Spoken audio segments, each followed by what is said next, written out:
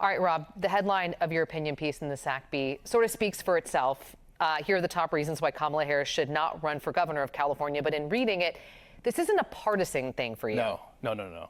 No, it's analysis. Yeah. It's after decades of being involved in California politics. Look, Harris is a progressive, and what is going to be demanded of the next governor will be to break a lot of progressive rice bowls. You're going to have to reacclimate the climate goals that we have because it is driving the affordability crisis. That's one thing. Secondly, the homelessness crisis in this state isn't going to be solved in less than 2 years with the end of Newsom's term. And people are going to really start demanding that something be done to resolve all those issues. You've got budget problems, and you have what I think at this point is fair to say a really endemic risk of disaster when it comes to fires. What has happened this year in Los Angeles, I think in any type of risk evaluation, it's fair to say we're going to have similar events again, probably in the first term of the next governor. So do you think that the fact that she's taking all of this time and sort of outlining that she's going to wait until the summer, that sends a message too that she's not super keen on running for governor? I think she's certainly smart enough to know that the challenges that I lay out are real, and I'm sure she recognizes what they are. I think she's probably going through a process of reconciling whether she can be a type of governor to adapt to all those challenges. But what we're also seeing is that the notion that the field is frozen, waiting for her to make a decision whether she wants to be coronated, isn't true. It has thought. Katie Porter's running, Antonio Villaraigosa's running, so are some others. So now it's really putting pressure back on her to speed up that timeline and make a quicker decision than she probably wants to. Yeah, because the headlines that came out was Kamala gets in and it's game over. It's her race. See, I don't think so. Look, there's in the base of the party right now, 130 days into Trump, sure, there's a big animation around resist with progressive and liberals. But at the end of the day, California politics has been driven by affordability and cost of living issues. And we're starting to see traditional Democrat constituencies, particularly among working class, migrate away from them. That's going to continue to happen as long as cost of living is still a real crisis, which it's going to continue to be, not a newsflash. So that is animating the electorate. And to think that they're just going to accept giving the person that lost to Donald Trump her silver medal as some type of consolation to be governor of this state with a lot of complex problems that are really irritating a lot of people, I think is a mistaken analysis. I think that someone's going to figure out, no, if she runs, I'm going to run against her and have big ideas and talk about fixing the state instead of being someone that's just looking to burnish their legacy at the end of the career. Well, and you also talk about this in the piece as well, the fact that the voters are starting to become tired in a way. They're worn out when it comes to certain elements of the policies of the Democratic Party. And we didn't see that in terms of candidates in the last election, but we saw it in ballot measures. And I've talked about that on this show a lot. We saw it with Prop 36. We saw it with the minimum wage ballot measure. So on the issues, voters in the state went more conservative, right? Yeah, and that's been going on for more than just this last cycle. You go back before that, and the split roll, which would have taken commercial property out of Prop 13, that failed. More conservative perspective on that. Voters brought back the bail industry after the progressive legislature and Gavin Newsom, or it might have been Jerry Brown. Jerry Brown, I believe. Did away with that. So the dominant leadership in the state, which is not just Democrat, but very progressive Democrat, is consistently demonstrating that they're out of step with where the voters really are. You're seeing it through ballot measures.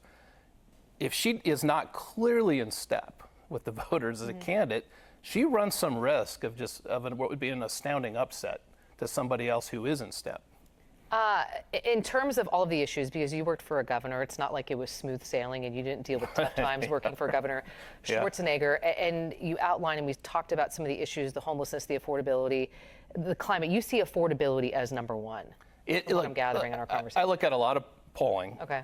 It is absolutely driving and moving the electorate. When I say moving by the way they vote, it's also moving people out of state. But really who can move out of state are people with some means, because mobility takes some means. There are people that are just stuck here. and away from the coasts of California that are going through some really hard times. And it's driven by the cost of housing, the cost of energy, and the cost of groceries. And particularly energy is something that state policy has a significant impact on. And they know it's cheaper across the border in Nevada or Arizona or even all the way to Texas. And that is animating the electorate to reconsider maybe what have been their traditional political points of view in terms of who they're going to vote for as candidates. So I also want to ask you this too. I know we're talking about the governor's race.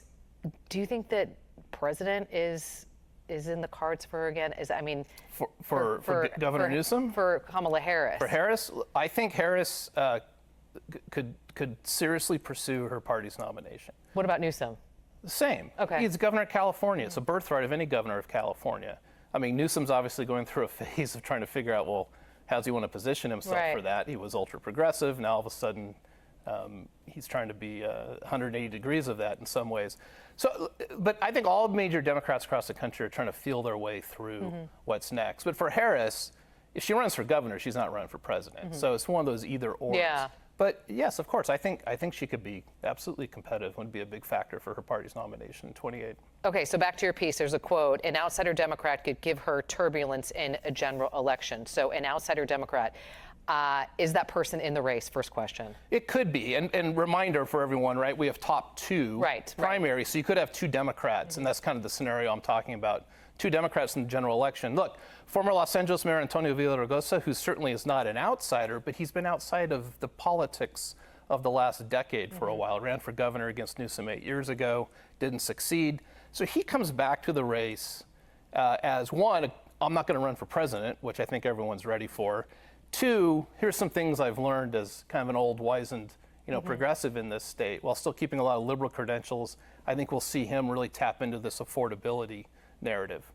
What about billionaire developer Rick Caruso? Because when the fires happened in LA, it kind of seemed like he was piling on with Karen Bass. Yeah. Sort of, I told you so, this was going to happen if you didn't fund the fire department. He backed off and said, I don't support this recall. And he's really been posting a lot of videos on social media involved in the rebuilding of not just the Palisades, Malibu, and a lot of focus on Altadena too. Do you see him as a candidate, or do you see him going after mayor?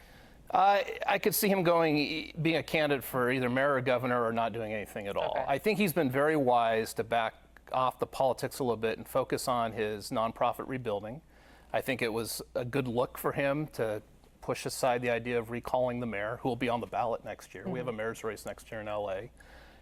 My guess is Caruso is probably months away from deciding. And look, he loves Los Angeles. He's an Angelino. That's really what he wants. The reality, though, is the state is 5-6 points less liberal than the city of Los Angeles. And he very well may conclude he can do more for the city of Los Angeles as governor than he probably can as mayor. So, look, I think this will all become part of his calculus. But if he does get into the governor's race, that is a huge change, and I think he actually would be well suited to take on Harris directly if she does enter the race. And you talked about the top two primary system. We do have Republican Chad Bianco, Riverside County Sheriff, and then Steve Hilton is eyeing a run potentially. Yeah. What do you see in terms of the viability, and do you see it? I know it's very early, two Democrats getting in, or sort of a Democrat-Republican, how we've seen in the Senate race and some of these other big statewide races. So it really becomes a question, if there's two pretty notable Republicans, do they split the vote and allow two Democrats to get into the top two? My guess is if Harris runs, there'll be a bunch of Republicans. I mean, too many people are not going to be able to resist the chance to run against Kamala Harris. The other, though, thing to keep an eye on, a little ironically, is say Harris doesn't run and you still have 7 or 8 Democrats. If you stay with those two Republicans that will probably run pretty good campaigns, in Bianco and Hilton, well, you could get this weird scenario where the top two end up being Republicans. Interesting. So, okay. Whoa. Not a prediction, yeah, but something to keep an eye on as the field comes together. And the people who have been raising this scenario to me, of course, are my Democrat friends who would worry about such a thing. Yeah. Are there any, since you worked for, a celebrity governor, the most famous person on the planet, do you ever see California going in that direction again? Yeah, I think I think it's maybe even likely at some point, given I mean, even as the Hollywood entertainment industry is going through its difficult times in Southern California, it is still the hotbed of fame. And I think there are all types of people who are famous. In fact, that maybe actors will be more freed up, maybe with the decline of the entertainment industry. Right, exactly. I would almost be surprised if we don't see somebody with some entertainment-built fame run again at some point in the next 2 to 3 cycles. Yeah, I don't know if you saw his comments, but Rob Lowe not super happy with the film industry and what's happening in Los Angeles, and said on his podcast that California leadership, I'm paraphrasing here, should all be fired for what they've allowed to happen to the film industry in Los Angeles. Rob's always been interested in politics. Yeah. He would call it the Arnold would bring his friends to work, and Rob would often come up to Sacramento. Okay. So he's always had a bit of the bug. I think Bill Maher should get off the couch and think He about certainly doing it. has That'd been be making fascinating, right? people in his party He's making people react. Yeah, right. Give it a shot, Bill. Come on. All right, Bill, you need someone to hire? Here you go. All right, Rob Stutzman, we appreciate your time, always here on Inside California Politics. My pleasure.